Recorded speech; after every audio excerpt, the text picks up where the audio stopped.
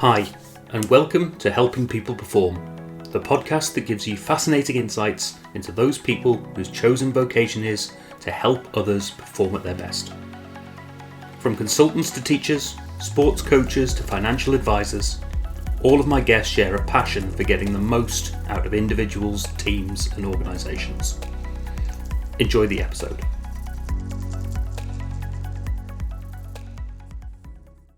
So welcome everybody to another episode of the Helping People Perform podcast.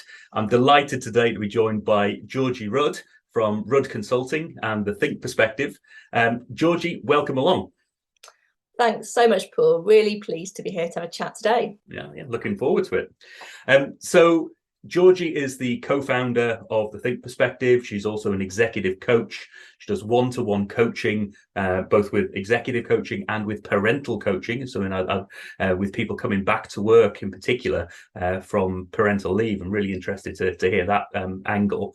But also does a lot of group work, group facilitation and coaching, and got something called listening labs. And again, something I'd like to delve into a little bit as we go along. But before we do that, I was hoping you could just give me a little bit of background to you in terms of your experiences, what's got you to where you are today. Thanks. Yeah, well, when I think back, there has actually been a fairly clear pathway to get to being in this position, running my coaching practice. But at the time, you're not always sure how you get there. And my reflections are, started life at Lloyds Banking Group as a graduate on the graduate programme. And my first job was being an HR business partner there. And I was paired up with some pretty senior directors around the business, working on all sorts of elements of a people plan, from restructuring departments to trade union negotiations through to performance rounds and bonus rounds. And it was a brilliant broad brush on all the levers that you pull to help organisations and people perform. But the bit that I always loved was whenever we were working on the development of the people in that team or that department. So I then kind of switched into a more specialist track where I ran graduate programs at Lloyds for a while in the corporate bank and financial markets areas. I then moved into kind of management development in some different divisions. So trying to kind of, I suppose, see what happens once those graduates leave the program and become more senior. How do you develop managers? And then finally landed in executive development. So we were looking after the top 500 leaders at Lloyds. So really kind of thinking about how do you create self-awareness with pretty senior established leaders? How do you help them to be better? And when I look back, the critical point there was, Lloyds acquired HBOS back in the kind of days of the financial crisis, and it was a complete reset.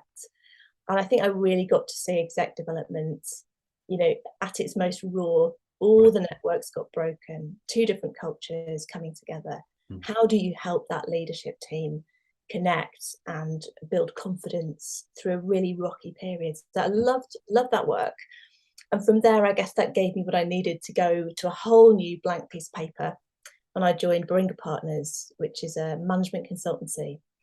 And there I was head of learning, and there was no L&D department. So I suppose when I look at that, the creativity of that role was brilliant. Brought all the learning of being in a big place and seeing how the cogs fit, to then starting from scratch and thinking, what do we need here?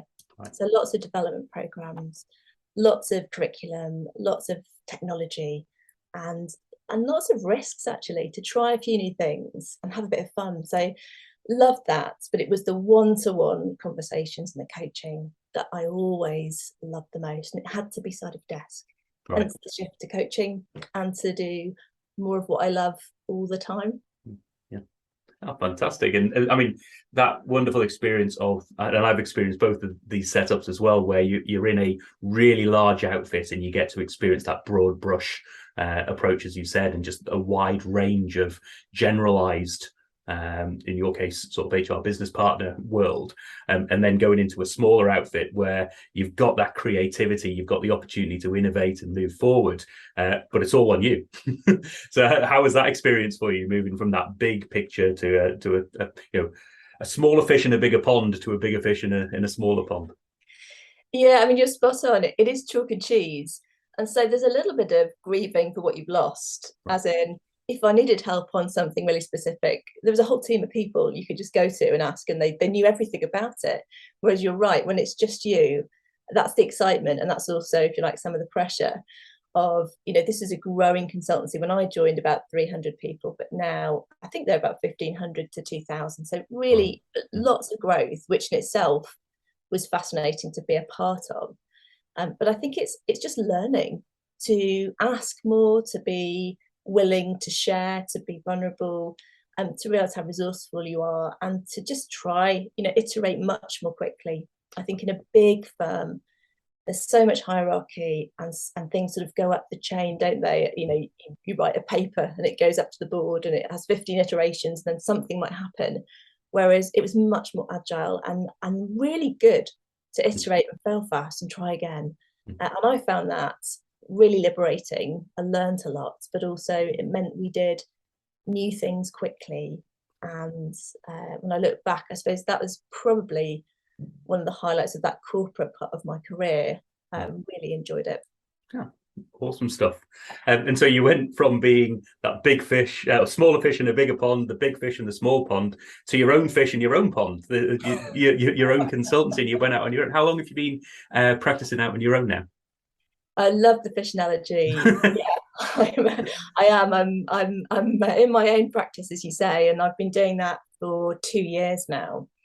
And I took the step. I retrained and got accredited as a coach at Henley Business School, and it took a while. Like, it was a long plan in a way, but having made the leap, it's been interesting to feel and to realise that I thought I wanted to focus exclusively on one-to-one coaching, because I've been in an environment that was pretty busy and doing lots of group work. But I've subsequently realised I did miss that a little bit. Okay. So it's been good to build out again with, as you were talking about, some of this kind of listening lab piece, working with groups again. Right. Balance, to get the balance really between working with individuals and working with teams. And as you are alluding to, running your own practice, you are the only fish to start with. So you do need to draw on that resourcefulness and to get the networks to help, to ask and to learn from others. And to be prepared to go and take some risks, and to try some new things, and to try and enjoy that. We're going to come back to a little bit of that in a short while, but I just wanted to pick. You've got 3 areas that you really focus on, if I'm correct. You've got the one-on-one exec coaching, you've got the one-on-one parental coaching, and you've got the more group facilitation and group work, where you talk about the listening labs. Can we walk through each of those in terms of what you do, who do you work with, and how do you help? Let's start with that one-on-one exec coaching piece. Who do you work with? How do you help them? Yeah, well, majority of the coaching work is leaders and managers in organisations of all different sizes and different sectors. And the recurring theme is, for whatever reason, you've got lots of potential there, but that person needs to do some work really to really unlock that potential. Right. So there's quite a bit around people who are perhaps at the promotion point, where the organisation backs them and can see they've got bags of potential, but for whatever reason, actually for some really good reasons sometimes, that person is holding themselves back. And that's massive. There's so much we could explore in that space. For others, it's more about they are successful at level, but need to be better, to perform better actually, or to perform differently. And that might be helping increase self-awareness of their impact on others, and understanding, what is it like to be on the receiving end of me? And how is that helping me or hindering me from motivating the team, getting the best out of the team, from building brilliant client relationships? So that can be all sorts of things around managing boundaries, communication, emotional intelligence. It can be dealing with the inner critic, that inner perfectionist that's constantly driving you on, and actually stopping you sometimes from working in a different way that would have a better result. And that imposter syndrome and everything that comes with it. Absolutely, yes. And it's fascinating to see, it is absolutely, a human thing. It's odd to call it a syndrome because it sounds like an illness. Perhaps, a way to describe it is it's self-doubt. And I think to different degrees, most people would recognize elements of that, but for some people that inner critic is a really loud voice, for others it's quieter. But environmentally, you know, we're going through huge amounts of turmoil over the last couple of years or so. So people can find some of those thinking traps are more prevalent than they used to be. So how do we get to more effective thinking more quickly? Right. And through your coaching, you're helping people firstly to notice that stuff and then to address it and overcome it. Is that the kind of approach that you're taking? Yeah, I would say, you know, my reason for being in business is to help create clarity and insight for people. Right. And we very rarely get any thinking time. And if we do, it might be quite poor quality. We are time poor. We're under pressure. Yeah. So I adopt, if you like, Nancy Klein's perspective on this, who I sort of heartily commend to anybody who's interested in coaching, which is to be a thinking partner. And that is to say, we're equals. You know, this isn't mentoring, and I don't have all the answers. This individual's really resourceful, but what I do is bring a sort of high quality thinking environment, which means lots of listening, hopefully some really provocative questions, and our aim is to create some awareness of what is going on, which then enables us to build strategies to do things differently.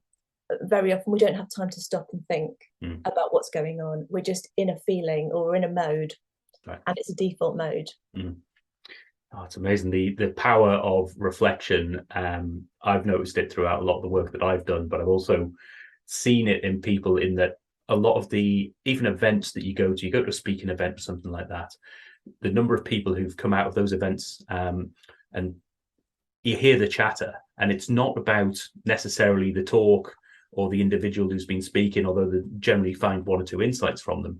A huge amount of value of just simply the time to not be in that day-to-day grind and to speak to others, to speak to colleagues, to speak to new people and new perspectives, just to allow your brain to refilter that stuff and up your performance that way. Yeah, I think the power of reflection is sort of woefully underestimated, and especially when we're thinking about how do we empower and equip the people that work with us and for us to do great thinking as well. So I think you're right. There's a huge amount which is just kind of almost learning about what's going on for us and challenging the assumptions that we're operating on, because we all, you know, we are efficient beings. We've got shortcuts for good reasons. And we very often operate on the basis of some assumptions which sound like truths when we say it to ourselves. But if you get some challenge and an alternative perspective, maybe we realize that is an assumption that's probably not true. But you could be basing your whole strategy around those assumptions. And you say you also do one-on-one work with parental coaching and people coming back from parental leave. You know, it's a topic that I've touched on with a few people in my day. I've been through that process myself. How do you help people? Who's it you help in that space?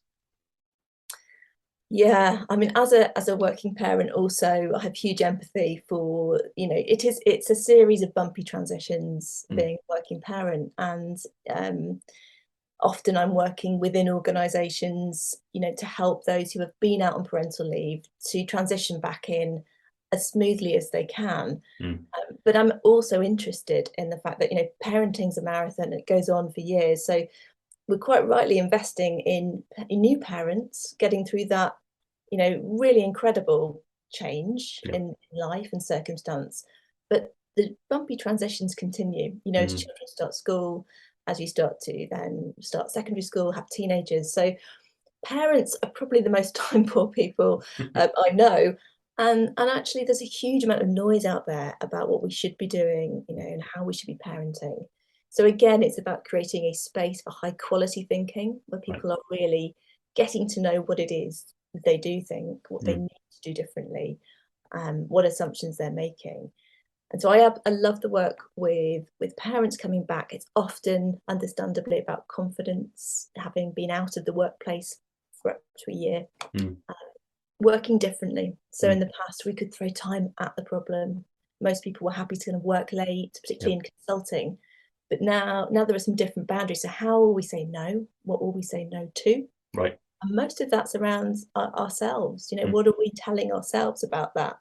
rather than organisations necessarily expecting people to say yes to everything. It's more kind of managing ourselves. And then there's, you know, being smart about career and thinking through, well, where am I going? What's my plan? And not losing momentum. Right. Oh, wonderful stuff. I mean, it's definitely a subject close to my heart, shall we say, with two parents and just starting two different kids in two different schools and managing just the logistics and getting used to new schools and bits and pieces like that. It has an effect on your whole family dynamic, not just the work aspect as well, doesn't it? It really does. And I think it can sometimes take us a bit by surprise. But there's something about being in that role where you're helping others, you know, children, to manage their own transitions whilst recognizing you've got an awful lot going on for you. And it's like ripples, isn't it? You know, it's a system of people going through change. And in order to be as effective as we want to be the parents we want to be, sometimes we've got to stop and think about what are we doing to help ourselves get through this quickly and effectively. Oh, wonderful. And the last bit, the sort of group work, and particularly interested in this listening labs piece. Can you tell me a bit more about that? Yeah, I am absolutely passionate about the topic of listening, and this comes from, I suppose, my 20 years in the corporate world, but also my job as an executive coach. And listening is, you know, probably the most important tool in the toolkit if you're going to be a coach. Right. But my reflection on this is the quality of listening in everyday life in organisations is relatively poor. Right. And I can see the knock-on of those poor interactions. And, you know, if we stop and think about this for ourselves for a minute, you know, if I asked you to think about an experience you've had in the past of not being listened to or having a poor experience of being listened to, most of us can think of that relatively quickly. We can start to remember how it made us feel. And the likelihood is it stayed with us quite a long time. We probably ruminated on it. It wasn't the work of the moment. And for some of us, you know, that can lead to us deciding to withdraw our intellectual capital, our motivation and engagement, to withdraw our ideas and our innovation. So the cost for organisations, I think, is a lot greater than perhaps we actually realise. Listening is at the heart of solving some of the biggest organisational problems that I hear HR directors, heads of learning and business leaders talk about. You know, when it comes to hybrid working, inclusion, how do we make sure these diverse teams that we've invested in building are actually being heard? There's a piece around strategy development in organisations where we're working in silos, where we're not asking the right questions and we're not listening. So that development of strategy can be disjointed. So the premise of Listening Lab is that this isn't, you know, unachievable. Listening is a skill that can be learnt. And when you pair knowing how to bring attention and listening with asking some better questions, there are just some really powerful incremental changes that transform the quality of conversation and consequently results for business. And I think most of us have not been taught how to listen. Right. It's not on the curriculum at school. Some of us are predisposed to listen, you know, pretty well. Others, it's more difficult. But actually, with some small changes, we can all just make a little notch on the dial of listening and flex that muscle. And it could even be just 20% more than it is today. And just to notice what's the impact on the team, on my reports, on my clients, on the people who are above me in the hierarchy. So I've got a business partner called Heather. We run Think Perspective, and we're kind of laser focused on helping everyday leaders learn how to listen in the moment at work better. Fantastic. And as you say, it's one of those skills where you could just say, "Oh, I'm always listening." It's like I'm always breathing, and therefore, why would I need to improve on it? But you've touched on some really valuable underlying bottom line business reasons to actually go about and improve that listening. So these listening labs, they tend to be group sessions, is that right? And you do workshops to help people recognize what good listening is, or how does that they tend to work? Yeah, absolutely. So they are collective experiences, and the Listening Lab is based on the idea we're just running a series of experiments So we want to get away from this idea of, if you like, training, Right. and having lots of slides and information, but to create an experience where people are in situations from which they can learn, try something new, see how that goes, try it again. So there's a piece that we ask people to look at before they come, which is a bit of reflection. There's some clips, some kind of food for thoughts. And there are 2 really low-key experiments we say you can do in the flow of your day-to-day. You don't have to do anything differently. Go about your working life, or even a conversation at home, and just try this one thing and see what happens. Right. Get together in a workshop, we build on that, we do more experiments. There's demos, there's practice, lots of kind of group experience and smaller group work. And then we have kind of a regroup later where we have some post experiments and we look at how those go. And we try to balance doing some stuff, if we can, face to face, with deliberately the regroup being online, because most of us are listening in the online environment for at least part of our day. So what changes do you make to listen well, on a Teams call versus around the table in the office? Right. So yeah, listening lab, what I love is seeing people come in and quite understandably having a bit of a degree of cynicism about, it's another course, is it really going to make a difference? And seeing those light bulbs go off, and people thinking about the impact they have, how the small things they learn have a really big impact. And the other challenge we sometimes get is, I'm so busy, I don't have time to listen. Like, listening takes too much time. I to tell people what to do. And there's a real kind of flip around how we add value, because I think we are pre-programmed, myself included, if you think back to school and work, to add value by contributing, by talking and advising and knowing the answers. And actually, the way that managers used to operate in a hierarchy, you'd look up and think, well, that person will know. But we are networked organisations now. Information is flowing freely around organisations, and you only really get to capitalise on that if you can listen and be curious. So there's a real sense of people learning that they can make a big difference, even in 10 minutes, if they just flip the way they start the conversation. And we look at simple stuff, to fight your default mode and just try these 2 or 3 things. Give it 5 minutes and then see what happens. And people generally sort of coming out saying, I'd never noticed. Right. And that listening is not binary, as you say. Actually, there's 5 or 6 levels of it. And what I love is the approach to experimentation, actually learning from the experience and the group experience. That's a huge value add in itself, isn't it? Because if people learn by themselves, they only learn an element of it. And if you're learning as a group, one, you get to experience it, you get to build that team along with it, but you also get something real that people can reflect back on and add layers of value that you just wouldn't get as an individual. Yeah, I love that point. You're right, there's a sense of collective reflection and learning. And one of our reflections, because in some ways we've been experimenting with Listening Lab to understand, where it works and where it goes. One of our learnings is we hadn't intended for it to be an intact team activity necessarily. But a lot of the work we're doing is not. It's a group of people within the same organisation. But when you do have an intact team, it's the group that's leaving telling us, if you'd called this team building, we wouldn't have got the same out of it maybe, but that's what it has been, because we spent a whole day having really high quality conversations where our listening is far from in the kind of low level pretending, ignoring, selecting. And we are deliberately asking more questions. We're getting curious. And so people are leaving feeling a sense of connectedness as a team. Trust is exponentially higher, and commitment to kind of work together on it going forward is clearly also there. So it's really interesting to see. Oh, wonderful. It must be an amazing experience for the teams that go through it. Quite jealous on that front. Might try to get the opportunity to do that at some point in the future. So just moving the conversation along a little bit from the podcast, we usually at this point we'll ask people about their own performance. So how do you help Georgie perform? What angles have you got?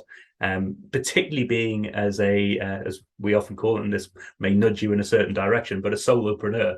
Those people who are working by themselves, have their own practice. Where do you go for your own performance uplift? Yeah, I love that question. And it's a great one for anybody who is working on their own to be reflecting on. And for me, there are a couple of main sources. One would be, as a coach, I have supervision, and this is coaching for me as a coach, and it is invaluable, both from a kind of ethics perspective, but also for me to be experiencing and observing and learning from another professional coach, but also to be benefiting from the clarity of reflection and thought that I'm hoping to help others with. So investing in that for myself is very important to me and to my professional integrity. But you referenced solopreneurs, and that's exactly right.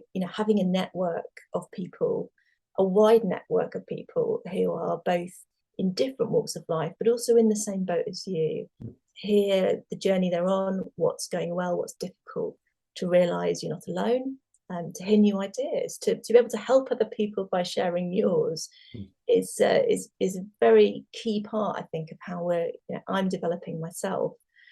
And the other thing is, and I love talking to clients about this, is thinking about who you need to recruit into your network. So most of us need a certain kind of group of people that might include, for example, the cheerleader. And if you haven't got one, well, you need to recruit one into your network. Who's the person who will give you that positive alternative perspective? The other for me is the voice of reason or logic. So who's my go-to, phone a friend, if for whatever reason I've got a dip, something's triggered me. Who is it who's going to just put forward the logical kind of alternative perspective? And those two for me have been particularly important to say, have I got the right people there on my speed dial? And to make sure that I do actually go and talk to them. Right. Just making some notes on there, some things I really want to work on for myself. And just for clarity, if people are listening just to this episode, with the solopreneurs piece that we're talking about is a network that from episode number 1, Mr. Faris Aranki, who is a friend of both of ours from way back, he set that up as a sort of informal network of people who are on their own or in very small teams, and just connected in a way that we're all facing similar challenges. There's all sorts of people from coaches, accountants, various different walks of life, who are going out on their own and experiencing this world of, I'm setting up a practice or a small group, and where do I go for that support? And I think that informal network has been hugely valuable for myself, and I'm hearing that from yourself, Georgie. Yeah, I think we could easily overlook some of the, as you were kind of touching on with Listening Lab, this kind of collective learning. We can overlook the power of that. We maybe think we need certain things, but my reflection on the solopreneurs group that we're talking about is some of it is content led. What are other people doing? How can I kind of learn from that? There's a huge amount that's about emotional kind of moral support, which is to say, this is natural experience of a business life cycle. And feeling that you are, not alone, but also sharing ways to overcome some of those challenges. Oh, wonderful. So I'm just going to go into a couple of quick fire questions. First one is about your sort of ideal client or ideal person, organization, group that you would really like to work with, and you think could really benefit from the experience and expertise that you have. So who would that ideal client be for you that you would like to help perform? Well, on one level, my ideal client is pretty much any of the everyday heroes and heroines who are in organizations who may not be anywhere near the top of the tree, but have a massively important role to play in motivating everyday people, teams. So getting people, my ideal experience is to be a fly on the wall in the team meeting or the one-to-ones, and just to spot where with some small changes this thing could be better quality, and the questions could be the kind of questions that help someone else think for themselves better, to provoke and to be creative, rather than some of our kind of our own experiences of being in organizations where conversations are relatively low level, the status updates, there might be some problem solving. So in many ways, anywhere where there's somebody who's in a management role or a leadership role is ideal. But actually for me, I suppose personally, it's really exciting working with companies where there is an embrace of doing things a bit differently. So I suppose where there's a willingness to enjoy the idea of experimentation, to kind of think that that might be quite exciting rather than feeling scared about it. But I then reflect again and think that the opportunity is massive with organisations where it seems scary, it seems a million miles away from how we do things. The learning is there's so much rich, ripe learning there. So for me, I think it's being in rooms where I can help people increase their awareness of what they're doing and how they can change it. Yeah, it's a wonderful feeling when you get, you mentioned it before, those sort of aha moments, those little light bulbs where people, purely because of a question you've asked or a prompt that you've given or something that you've done, gets them to think differently about things. And that is the essence for me about helping people perform. It's not giving them the answers as such. It's about enlightening them, or getting them to, even better, to enlighten themselves just through some reflection, some space, some questions that make a huge difference. Yeah, and you know, my second thought on that, sorry that you sparked another thought. Go for it. Yeah, you're clearly sharing some really good reflections as well. Schools, you know, right. It's not an area of business I'm particularly focused in, but the opportunity for children and teachers actually, but for children to learn how to listen earlier on is very exciting, to see how we equip them to know those skills. You know, it's not something that we're teaching effectively in schools right now. Yeah, it sparked a thought for me there, and it is an area that I'd be very excited to think about more. Yeah. So if there's anybody out there in that environment thinks they might benefit from Georgie's expertise, and do reach out, I'd say, or on your behalf anyway.